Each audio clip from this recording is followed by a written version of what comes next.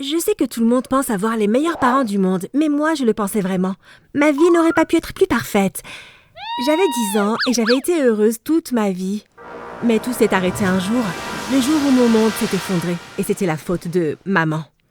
Mais avant de continuer, assurez-vous d'aimer, de vous abonner, d'appuyer sur la cloche de notification pour ne pas manquer d'autres histoires folles. Je suppose qu'on peut dire que j'étais l'une des filles les plus chanceuses du monde. Mon père était l'un des hommes les plus gentils, généreux et aimants du monde, et ma mère était tout aussi gentille. Papa possédait un orphelinat et s'occupait de centaines d'enfants. Il s'est occupé d'eux tous, comme s'ils étaient ses propres enfants. Tout le monde disait que c'était quelqu'un de bien. Il a également aidé notre communauté en collectant des fonds et en faisant tout ce qu'il pouvait pour améliorer la vie de chacun. Nous vivions dans une grande maison à la campagne avec un immense jardin. Tous mes amis d'école aimaient venir chez nous. Nous avions une piscine et un court de tennis. C'était tellement amusant. Quand mes amis venaient, maman préparait toujours un gâteau et de la limonade maison. « Amy, tu es si chanceuse !» a dit Lola. « Ta mère est la meilleure !» J'ai souri à Lola. « Je sais !» et j'ai répondu. « Elle est incroyable !» Lola était ma meilleure amie. Nous étions amies depuis l'âge de 5 ans. En fait, Lola était plus comme ma sœur. Nous étions vraiment proches. J'ai hâte que ce soit les vacances scolaires et je dis, on pourra jouer ensemble tous les jours. Le lendemain, c'était le dernier jour d'école. Je savais que quelque chose n'allait pas à la minute où je suis rentrée dans la maison après l'école. Je pouvais entendre maman et papa se disputer. Pourquoi est-ce qu'ils crient ? Me suis-je dit. Maman et papa ne se disputent jamais. Je suis montée à l'étage et j'ai vu maman faire sa valise. Qu'est-ce qu'il y a, maman ? Ai-je demandé. Fais tes valises, Amy, a dit maman. Pourquoi ? Où allons-nous ? Ai-je répondu. Fais juste ce que je te dis, a dit maman. J'étais confuse, mais j'ai fait ce que maman m'a demandé. Nous avons mis nos affaires dans la voiture et sommes partis. Pourquoi papa ne vient-il pas ? Ai-je demandé à maman. Ton père et moi l'ont divorcé, a dit maman. Je ne pouvais pas le croire. J'ai commencé à pleurer. Maman et papa avaient toujours semblé si heureux. Pourquoi voudraient-ils divorcer ? Maman m'a alors dit quelque chose d'encore plus choquant. J'ai rencontré quelqu'un d'autre, Amy. Son nom est Paul et il va venir vivre avec nous. J'avais l'impression que quelque chose avait explosé et détruit mon monde. Ce n'est pas possible. Mais malheureusement, c'est le cas. Nous nous sommes arrêtés devant une petite maison au milieu de la ville. Ça n'avait rien à voir avec notre merveilleuse maison à la campagne. Il n'y avait pas de piscine et certainement pas de cours de tennis. Je ne voulais pas vivre ici. C'est notre nouvelle maison, a dit maman. Nous sommes entrés dans la maison et maman m'a montré ma chambre. Je détestais ça. Je ne voulais pas vivre en ville. Je voulais être à la campagne. Où étaient tous mes amis ? Mais qu'en est-il de Lola ? Ai-je demandé à maman, ma lèvre tremblant en parlant. Je voulais jouer avec Lola pendant les vacances. Tu verras toujours Lola, a répondu maman. Tu vivras avec moi la semaine et avec ton père le week-end. C'était donc ma nouvelle vie. J'aimais ça quand j'étais avec papa les week-ends. Je pouvais prétendre que ma vie était la même qu'avant. Lola venait et on se baignait et on jouait. La seule chose qui me manquait était les pâtisseries de maman et la limonade faite maison. « Comment est Paul ?» a demandé Lola un dimanche matin alors que nous étions allongés au soleil. « Il est bien, je suppose. » ai-je répondu. Pas aussi bien que papa, cependant. Quand papa m'a ramenée à la maison de maman ce soir-là, j'étais si bouleversée. J'ai dit au revoir à papa et je suis rentrée dans la maison. J'ai couru directement à l'étage, dans ma chambre. Il était hors de question que je passe la soirée à regarder la télévision avec maman et Paul. Je les détestais tous les deux. Maman avait ruiné ma vie quand en trompant papa. À quoi pensait-elle ? Papa a été tellement plus gentil que Paul. Si seulement ils se séparaient, alors peut-être que maman et papa se remettraient ensemble. Je me suis allongée sur mon lit en rêvant que nous vivions tous ensemble à la campagne à nouveau. C'est alors que j'ai commencé à penser à mon plan. Je devais juste trouver un moyen de séparer maman et Paul. Mais que pouvais-je faire ? Maman ne quittait jamais Paul. Il lui disait toujours qu'elle était si jolie et lui achetait des chocolats et des fleurs. Mais si je pouvais convaincre Paul de quitter maman, la semaine suivante, j'ai eu ma chance. Je suis rentrée de l'école et je me suis assise dans la cuisine. Maman parlait au téléphone avec son amie. « Ok, on se voit à 7h, a-t-elle dit en posant le téléphone. « Je retrouve Hélène pour dîner ce soir au restaurant italien, a dit maman. Il reste du poulet d'hier soir. Tu peux te faire à manger, s'il te plaît. » Ok, ai-je répondu. C'est comme ça que je parle à maman maintenant. J'ai fait de mon mieux pour l'éviter, mais quand je devais lui parler, j'en disais le moins possible. Je savais que j'essayais de la punir pour avoir trompé papa, mais maman ne s'est pas laissée démonter. Elle ne se souciait probablement que de Paul de toute façon. Maman a quitté la maison vers 18h45. J'ai entendu sa voiture partir. Dès qu'elle était hors de vue, j'ai pris mon sac et j'ai couru hors de la maison. Il m'a fallu environ 30 minutes pour atteindre le restaurant et en regardant par la fenêtre, j'ai pu voir maman et Hélène assises à une table. Maman riait de quelque chose qu'Hélène avait dit. J'ai sorti mon téléphone de mon sac et j'ai pris quelques photos d'elle. Maintenant, j'avais juste besoin de rentrer rapidement à la maison pour que maman ne sache jamais que j'étais sortie de la maison.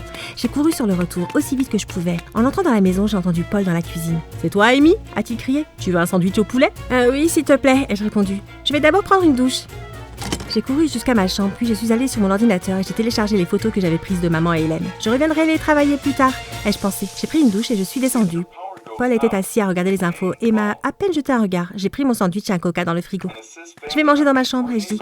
Paul a juste hoché la tête. Il était probablement heureux de ne pas regarder mon visage boudeur. Je suis montée dans ma chambre et je me suis assise devant mon ordinateur. J'ai ouvert Photoshop et j'ai commencé à travailler sur la photo de maman et Hélène. Il ne m'a pas fallu longtemps avant d'avoir terminé. J'ai regardé la photo comme elle était maintenant et j'ai souri à moi-même. Parfait! J'avais réussi à photoshopper un bel homme à l'endroit où Hélène était assise et j'ai fait en sorte que maman ait l'air de l'embrasser.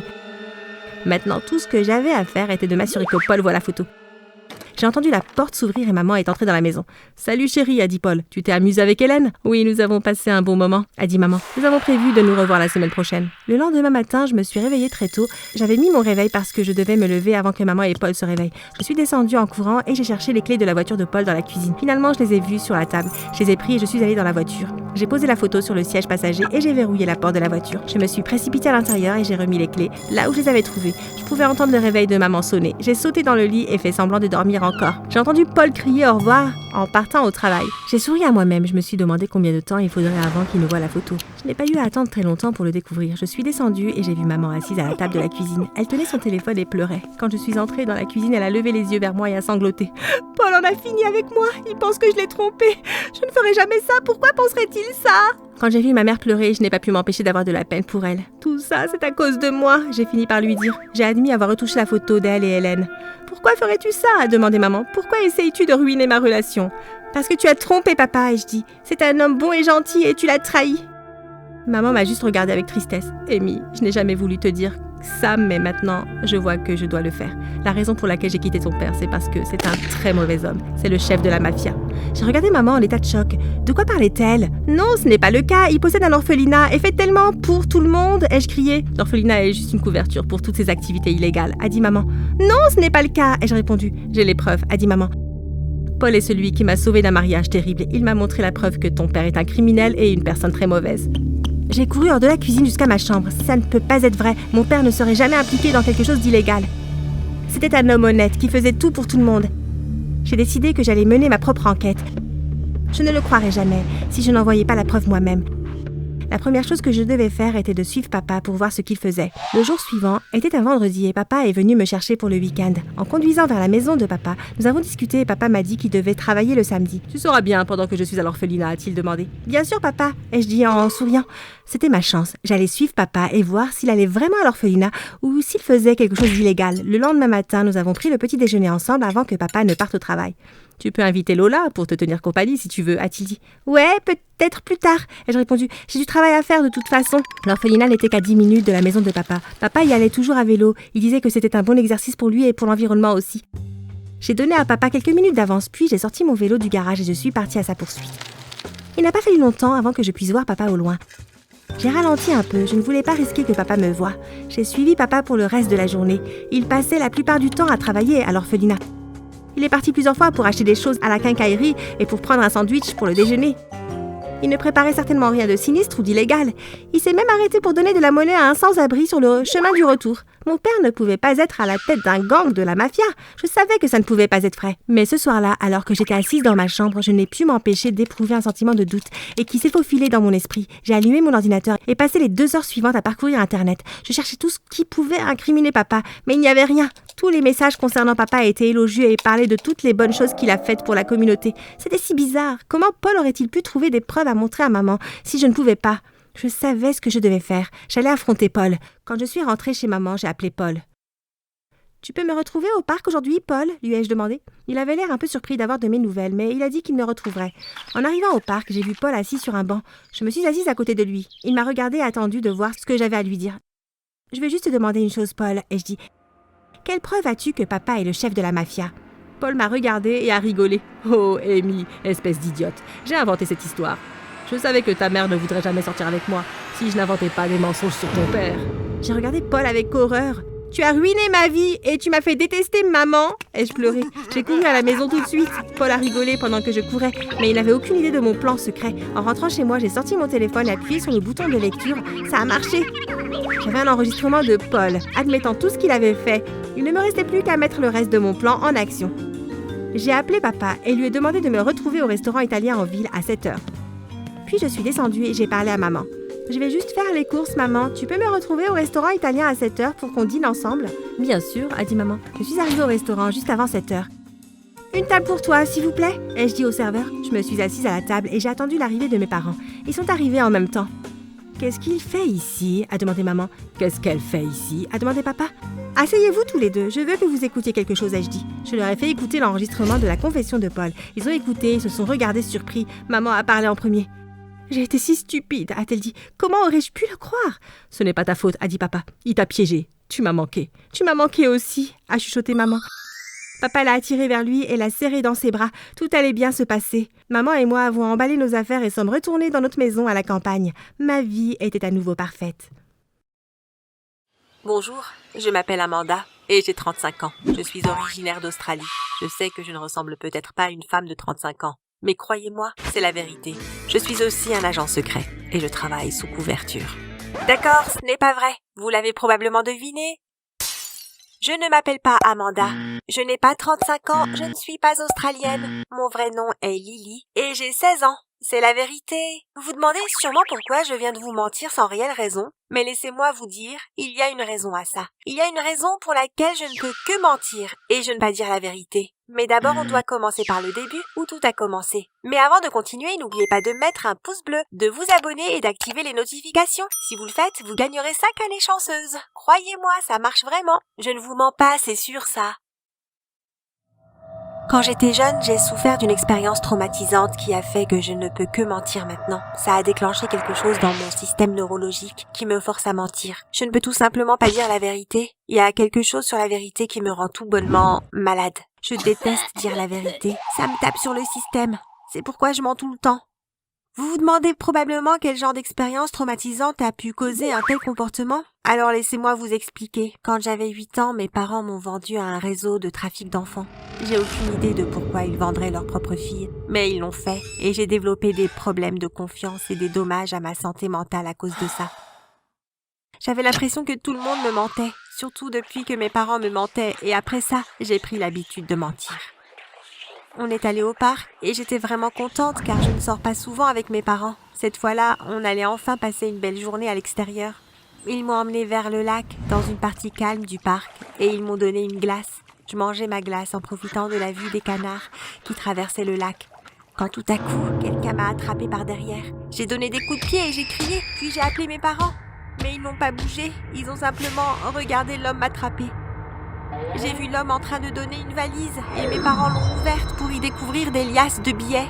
Puis mes parents m'ont regardé et ils sont partis. Et c'est la dernière fois que je les ai vus, car ils venaient de me vendre à des trafiquants d'enfants. Après ça, l'homme m'a emmenée dans une fourgonnette et m'a enfermée à l'arrière. J'étais très jeune, je ne savais pas quoi faire, mais j'ai juste crié encore et encore. L'homme m'a engueulée et m'a dit de me taire, puis j'ai entendu quelqu'un d'autre commencer à hurler. Il y avait une petite fenêtre à l'arrière de la fourgonnette et j'ai regardé à travers. C'était une policière. J'ai senti mon cœur se remplir de joie. J'ai crié « Aidez-moi !» La policière m'a remarqué et a immédiatement arrêté le véhicule. Et avant la fin de la journée, j'étais en lieu sûr et l'homme a été arrêté. Pendant ce temps, mes parents se sont échappés je ne sais où. Quand j'ai dit à la police ce qui s'était passé, ils n'arrivaient pas à croire que mes propres parents voulaient me vendre. Je ne pouvais pas y croire non plus. Puis j'ai été placée dans une famille d'accueil. C'est depuis ce moment-là que quelque chose a changé dans ma tête. Je me suis renfermée sur moi-même. Je suis retournée dans ma coquille. Je ne croyais personne. Je n'ai jamais été adoptée par une famille car je n'étais pas une fille amicale. Et je mentais, tout le temps, même sur des petites choses. Parfois je disais à ma famille d'accueil que j'avais vu un écureuil dans un arbre alors que je n'avais rien vu. À d'autres moments, je mentais sur des choses plus importantes. Par exemple, je disais que j'étais intolérante au lactose alors que c'était faux. Personne ne comprenait pourquoi je continuais à mentir. Je mentais encore et encore alors qu'il n'y avait aucune raison à ça. Et puis ma famille d'accueil a appelé un thérapeute pour me voir. Et finalement, ils ont compris pourquoi. Je n'arrêtais pas de mentir. C'est à cause de mes parents. Comme je vous l'ai expliqué, c'était à cause de cet incident sur ma vente. Le thérapeute a essayé de m'aider pour soigner cette maladie mentale. Mais ça n'a pas marché. Je pensais que je n'allais jamais être adoptée par une famille. Je croyais que j'allais passer de famille d'accueil en famille d'accueil pour le restant de ma vie. Et puis, un jour, un couple est arrivé. Je me souviens que je les regardais à travers la fenêtre et je pensais qu'ils semblaient vraiment gentils. Quand ils sont entrés dans la maison et m'ont salué de la main, j'ai souri et je les ai salués de la main aussi. J'aimais vraiment leur apparence. La femme s'est approchée de moi et elle a dit « Salut, comment tu t'appelles ?» J'ai menti et j'ai dit « Caroline ». Mon père d'accueil est apparu d'un coup et il a dit « Lily, je t'ai dit quoi du fait de mentir ?» Puis il a regardé le couple en s'excusant. « Excusez-moi, son vrai nom est Lily. »« Bonjour Lily », a dit la femme. Après ça, on a beaucoup parlé et je les ai immédiatement aimés. Ils étaient drôles et ils ne semblaient pas s'inquiéter de mon habitude à mentir. Ils sont restés environ 2 heures et après ça, ils m'ont posé une question qui allait changer ma vie à jamais. Ils ont demandé « Lily, est-ce que tu veux vivre avec nous comme une famille ?» Mon cœur s'est emballé. Je me suis dit « Super !» Mais alors avant de pouvoir m'arrêter, un mensonge est sorti de ma bouche. J'ai répondu « Non ». J'ai commencé à secouer honteusement la tête et j'ai essayé de leur dire que je voulais vivre avec eux, mais le couple semblait comprendre. Nous nous sommes pris dans les bras et j'ai commencé à pleurer, car finalement, j'allais de nouveau avoir une famille. Pendant les 7 années suivantes, je vivais heureuse avec mes parents adoptifs. Je ne me souviens pas vraiment de mes parents biologiques, vu que c'était il y a bien longtemps, et je ne voulais pas m'en souvenir. Ils m'avaient abandonnée, et ils étaient la raison pour laquelle je ne faisais que mentir, et que je ne pouvais pas dire la vérité. Pendant ce temps, grandir avec ma maladie a été intéressant. C'est le moins qu'on puisse dire. Je mentais surtout. C'était difficile pour moi de me faire des amis, car qui veut être ami avec une menteuse? Parfois, quand les garçons me demandaient de sortir avec eux, je leur disais que je les aimais alors qu'en réalité, ce n'était pas le cas. Et quand j'aimais vraiment un garçon, je lui disais que je ne l'aimais pas. C'est déroutant, je sais. Les profs ne m'aimaient pas beaucoup non plus. Je mentais en disant que je trichais pendant les tests et je mentais à propos de mes devoirs. Je mentais sur tout. Honnêtement, je suis surprise d'avoir réussi à aller jusqu'au lycée. Cependant, mes parents, je veux dire mes parents adoptifs, me comprenaient bien. Je leur en étais très reconnaissant car c'étaient les seules personnes qui me comprenaient vraiment. Ils connaissaient mon passé traumatisant et c'est pour ça qu'ils étaient capables de faire face à ma mauvaise habitude de mentir. Ils sont même parvenus à comprendre mes mensonges dans nos conversations. Voici un exemple. Mon père me ramenait à la maison après une journée à l'école. Mon père a demandé « Comment s'est passée ta journée ?» J'ai menti « Super !» Il a alors demandé « Vraiment ? Qu'est-ce qui s'est passé ?» J'ai encore menti. « Rien !» Il a dit « C'était Samantha. Ne me dis pas qu'elle t'a encore insulté. »« Non. » Qu'est-ce qu'elle a dit ? Elle a dit que j'étais très belle. Laide ? Pourquoi ? Ne l'écoute pas, Lily. Elle est juste jalouse. Vous voyez où je veux en venir ? Mes parents sont les meilleurs. Ils pouvaient me comprendre même quand je ne faisais que mentir. Les choses se passaient bien. On aurait pu penser que j'allais vivre une vie normale, mais c'est alors que quelque chose est arrivé. Et ça a mis ma vie sans dessus-dessous. C'était un dimanche soir, j'étais endormie dans ma chambre. Je me suis soudainement réveillée et je me suis assise sur mon lit. Tout était silencieux. J'étais sur le point de me recoucher quand la fenêtre s'est ouverte et 2 personnes sont entrées par là. J'allais crier, mais l'un d'entre eux m'a recouvert la bouche et mon cri a été étouffé. Je ne pouvais pas les voir clairement dans l'obscurité, mais l'un d'eux a allumé la lumière et j'ai été surprise de voir que c'était mes parents biologiques. Je demandais en état de choc « Qu'est-ce que vous faites ici ?» C'était mon père qui avait mis sa main sur ma bouche et il a dit « Je vais enlever ma main. Si tu fais le moindre geste, tu le regretteras. Ne parle pas, ne bouge pas. Et ne crie pas, d'accord ?» J'ai hoché la tête. Il m'a relâchée et je me suis assise sur le lit, terrifiée. J'ai alors demandé « Qu'est-ce que tu veux ?» Mes parents me regardaient avec ce qui semblait être de la haine. J'ai remarqué qu'ils avaient l'air bien plus vieux qu'avant. Et je sais certainement car ça fait bien 7 ans que je ne les ai pas vus. Ma mère a dit « Tu viens avec nous. » Quoi ? Pourquoi ? Mon père a dégagé sa voix. Il y a plusieurs personnes qui sont à nos trousses. Tu vois, quand on t'a vendu il y a quelques années, on a gardé l'argent, mais le gars ne t'a pas gardé. C'est idiot. En tout cas, plusieurs personnes en sont encore après nous en nous demandant de leur rendre l'argent. Mais on a déjà tout dépensé. Donc, on va te revendre encore une fois. Je ne pouvais pas en croire mes oreilles. Il voulait encore me vendre. J'ai alors dit « Tu ne peux pas faire ça. Je t'aime, papa !» Mon habitude à mentir m'ennuyait car j'aurais dû plutôt dire « Je te déteste ». Mes parents n'ont pas remarqué mon mensonge. C'est bien, mais bon, on ne t'aime pas. Alors viens avec nous. On y va. Ils se sont approchés pour m'attraper, mais à ce moment, des bruits de pas venaient de l'extérieur. Je me suis sentie soulagée à l'intérieur grâce à mes parents adoptifs qui étaient là. Ils ont ouvert la porte. Mes parents biologiques se sont rapidement cachés dans le placard. C'était ma chance d'être finalement libérée d'eux, ou une fois pour toutes. « Salut ma puce !» a dit ma mère. Mon père était debout derrière elle. On a entendu des voix. « Est-ce que ça va ?» J'ai menti. « Oui, ça va. » Je voulais me frapper. Pourquoi est-ce que je devais mentir à ce moment précis ? Ils ont dit « D'accord, bonne nuit. » J'ai répondu « Bonne nuit » quand ils sont partis. Mes parents biologiques sont sortis du placard. « Bien joué, tu as bien fait de ne rien dire », a dit ma mère. Puis, ils m'ont attrapée et m'ont attachée. Je ne me suis jamais détestée autant qu'à ce moment-là. J'aurais pu me libérer, mais j'avais qu'à mentir. N'est-ce pas? Cette nuit-là, ils m'ont sorti par la fenêtre et m'ont mis dans une fourgonnette. J'avais des flashbacks de quand j'avais 8 ans, quand la même chose m'était arrivée. Finalement, la fourgonnette s'est arrêtée et mes parents m'ont sorti et m'ont emmené dans une maison. Ils m'ont transporté au sous-sol et puis ils m'ont attaché à une chaise. Ils ont dit « Reste ici ». Puis ils sont partis et je me suis retrouvée seule. Les jours ont passé et rien ne s'est passé pendant un moment. Mes parents biologiques, ou plutôt mes kidnappeurs, venaient à chaque fois pour me nourrir. Mais c'était tout. J'avais peur. Qu'est-ce qui allait m'arriver? Je ne voulais pas être vendue. J'aimais mes parents adoptifs et ils me manquaient. Je n'ai jamais voulu autant les voir de ma vie. Puis le jour arriva où mes acheteurs sont arrivés. C'était un homme, seul, et il est descendu au sous-sol pour me voir. Je l'ai tout de suite reconnu comme étant celui qui m'avait pris il y a des années de là. Il a probablement déjà purgé sa peine de prison. Il a alors dit en m'inspectant « Bien, tu vas être vendu pour beaucoup d'argent. » Mes parents adoptifs étaient à l'étage. L'homme s'est agenouillé derrière moi.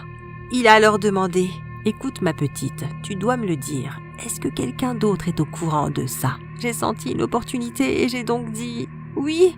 J'ai menti. La police est au courant? Mes parents biologiques vous ont balancé. Ils ont simulé la transaction pour que la police puisse vous attraper encore une fois. J'avais menti presque toute ma vie et j'étais très forte à ce petit jeu. Naturellement, l'homme m'a cru. « Quoi ?» Il cria de surprise. Puis il regarda à l'étage. « C'est ça, je vais les ramener. Merci de m'avoir tout dit, petite. » Il a disparu à l'étage et j'ai entendu crier. Tout d'un coup, on aurait dit qu'une dispute avait commencé, car des choses semblaient être jetées et cassées, et leur voix était de plus en plus forte. Ils étaient si bruyants, et puis j'ai entendu quelqu'un taper à la porte. J'ai compris que ça devait être sûrement les voisins. Ils ont certainement entendu le bruit. J'ai crié encore, et à ce moment, le bruit a repris. Ce que je ne savais pas, mais que j'ai compris plus tard, c'est que les voisins étaient en train de se battre avec mes parents biologiques, ainsi que l'autre homme. La police a été appelée et j'ai été libérée. Je suis maintenant de retour avec ma famille adoptive. Mes mensonges m'ont à la fois permis de me faire kidnapper, mais aussi de me faire libérer. Je fais de mon mieux avec le thérapeute pour contrôler mon habitude de mentir. Je pense que je vais bien, et le fait que je puisse raconter cette histoire le prouve. Oh, et en y pensant, si vous pensez que cette histoire était fausse car je ne fais que mentir, sachez que cette histoire est vraie, à 100%. Monsieur Anderson était mon professeur préféré. Il donnait des cours d'histoire et il semblait rendre les sujets les plus ennuyeux très intéressants. Il était de loin le meilleur professeur de mon école, peut-être même du pays, mais il nous cachait un secret à tous, une vérité troublante. Vous en saurez davantage plus tard. Avant que je ne continue, assurez-vous que vous aimez la vidéo et que vous vous abonnez et activez la cloche de notification. Si vous le faites, vous allez réussir à tous vos examens. Croyez-moi, ça marche vraiment. Donc, revenons à l'histoire. Je n'étais pas vraiment un bon étudiant. Enfin, bien sûr, je n'étais pas l'un des pires élèves, mais je n'étais pas toujours à l'heure pour mes examens et mes devoirs. Mes autres professeurs ne m'ont jamais aimé à cause de cela et c'est pourquoi je ne les ai jamais aimés. Mais pas M. Anderson. Il m'a donné envie de faire mon mieux en cours d'histoire. Je voulais le rendre fier, et tous les autres élèves de la classe aussi. Ce n'était pas une coïncidence si l'histoire est ma meilleure matière. Je suis persuadé que certains d'entre vous qui regardent cette vidéo savent ce que je veux dire quand je dis qu'il existe de nombreux types de professeurs différents. Il y a le paresseux, celui qui ne s'intéresse même pas à l'enseignement, ils sont juste là pour le salaire. Il y a celui qui est en colère, il crie et hurle toujours à la moindre chose. Par exemple, mon professeur de maths est du genre colérique. Une fois, j'ai accidentellement reculé ma chaise un peu trop fort et mon professeur de maths m'a mis en retenue. C'est fou, je sais. Et puis, il y a le bon. Le professeur qui est vraiment passionné par l'enseignement, qui rend les cours amusants et qui n'est pas trop strict non plus. C'était M. Anderson. Je me réjouissais de suivre les cours d'histoire tous les jours et m'assurais toujours de faire mes devoirs le mieux que je pouvais. En classe, au lieu de se contenter de lire des manuels et de regarder des documentaires ennuyeux, comme d'autres professeurs d'histoire typiques, M. Anderson nous faisait faire des jeux amusants qui nous aidaient à nous souvenir plus facilement des faits. Par exemple, nous avons tous entendu parler de la guerre civile, n'est-ce pas? M. Anderson nous divisait en 2 équipes pour chaque camp et nous lancions à tour de rôle de fausses grenades, en d'autres termes, des boules de papier avec des questions. Si vous étiez touché par une fausse grenade, vous devriez répondre à la question dans les 10 secondes, sinon vous étiez éliminé, ou mort en d'autres termes. C'était tellement amusant. M. Anderson avait également beaucoup d'histoires intéressantes à partager. Il semblait avoir vécu partout. Quand il était jeune, il a enseigné en Indonésie. Puis, il a déménagé en France, puis aux États-Unis. Il avait tant d'histoires amusantes à raconter, comme sa célèbre histoire de l'Alaska. Il y a 2 ans, je faisais de la randonnée en Alaska. M. Anderson dirait, c'était en décembre, et l'endroit était plein de lumière et d'arbres de Noël. C'était vraiment beau. Bref, J'y étais avec quelques amis et nous nous sommes bien amusés. C'était un endroit vraiment super. Je vous le recommande, à vous les enfants, si ce n'est pas déjà fait. Bref, mon ami, qui s'appelle Arnold, a fait le pari avec moi qu'il pourrait gagner plus d'argent que moi en faisant une sorte de spectacle de rue. Vous voyez, nous étions assez fauchés, donc nous avions besoin d'argent. J'ai accepté son pari et nous avons chacun commencé nos spectacles respectifs. Arnold s'est mis à jongler. Il a réussi à faire 4 numéros. C'était un assez bon jongleur. Il a gagné environ $100 ou quelque chose comme ça. C'était impressionnant. Et vous, monsieur Anderson, ai-je demandé, quelle était votre performance? Eh bien, Matthew, j'ai essayé le mime, a dit monsieur Anderson. Tenez, j'ai une vidéo que je peux vous montrer. Ensuite, monsieur Anderson installa le tableau et jouait la vidéo de son mime. Il était maquillé et tout. Il portait même un béret. C'était trop pour nous les enfants. Nous avons éclaté de rire et j'avais littéralement les larmes aux yeux. Monsieur Anderson déguisé en mime, faisant semblant d'ouvrir une porte invisible était probablement l'une des choses les plus drôles que j'ai jamais vues dans ma vie. Donc oui, comme vous pouvez l'imaginer, j'ai vraiment apprécié l'histoire. Ce n'est probablement pas une surprise que j'ai fini par vouloir être professeur d'histoire moi-même. En dernière année, il était temps pour moi de commencer à envoyer des candidatures aux universités. Si vous ne le savez pas déjà, vous devez généralement insérer le nom d'un professeur dans les candidatures à l'université à titre de référence. Donc bien sûr, je voudrais utiliser le nom de M. Anderson. Le fait est que je ne connaissais pas son prénom. Je suis donc allé sur le site web de l'école et j'ai trouvé son nom. C'était Andy. Je me souviens avoir pensé que c'était un drôle de nom, Andy Anderson. Je ne sais pas pourquoi, mais j'ai essayé de chercher Andy Anderson sur Google, par simple curiosité. Je ne pensais pas trouver quoi que ce soit d'intéressant. Probablement juste le compte Facebook de M. Anderson ou quelque chose comme ça. Ou peut-être quelques photos. Mais ce n'était pas le cas. J'ai trouvé quelque chose qui m'en a fait tomber la mâchoire. M. Anderson était un homme recherché. Et pire encore, il était recherché pour meurtre. Je pouvais littéralement pas y croire. Je me suis essuyé les yeux plusieurs fois pour m'assurer que je n'hallucinais pas ou autre chose. Quand rien n'a changé, je me suis pincé jusqu'à ce que je sois rouge pour vérifier que je ne rêvais pas. Je ne me suis pas réveillé, donc je n'avais pas d'autre choix de croire ce que je lisais devant moi. Il s'agit d'un article publié par un journaliste qui parlait d'Andy Anderson, qu'il signalait maintenant comme disparu. C'est ce qu'il disait. Il y a 20 ans, le 20 décembre, cette pauvre femme innocente a été assassinée par Andy Anderson. Ses empreintes digitales étaient partout sur la scène et la police a même trouvé un couteau qui lui appartenait. Mais au lieu de venir et d'avouer son terrible acte, Andy Anderson a disparu. Lorsque la police s'est présentée chez lui pour procéder à l'arrestation, il avait disparu. Personne ne savait où il était allé. À ce jour, personne ne sait où se trouve Andy Anderson. Mais il doit être remis à la justice et il doit être emprisonné pour ce meurtre. Si vous avez des informations sur la localisation d'Andy Anderson, veuillez appeler ce numéro immédiatement. Je me suis assis sur ma chaise et j'ai dû prendre quelques minutes pour assimiler ce que je venais de lire. Mon professeur préféré a toujours été un assassin? Cela n'avait aucun sens. Monsieur Anderson était toujours si gentil et drôle. Il n'aurait jamais pu tuer quelqu'un. Mais la police ne mentirait pas à propos d'une telle chose. Alors, il fallait que ça soit vrai. Mon professeur d'histoire était un meurtrier. Ensuite, j'ai dû décider quoi faire. Dois-je appeler le numéro que l'article m'avait fourni? Dois-je le dire à mes parents? Contacter l'école? Mais je me suis ensuite demandé ce que M. Anderson aurait dit à ce sujet. Peut-être que la femme qui l'a tué l'avait attaqué. Peut-être que c'était juste de la légitime défense. Mais j'ai relu l'article et il m'a semblé qu'il s'agissait bien d'un simple meurtre. Il était donc évident que je devais immédiatement signaler M. Anderson à la police. Mais quelque chose m'a fait hésiter. Je ne sais pas quoi, mais je crois que j'avais trop de mal à croire que M. Anderson était un meurtrier. Alors, j'ai décidé de le confronter moi-même.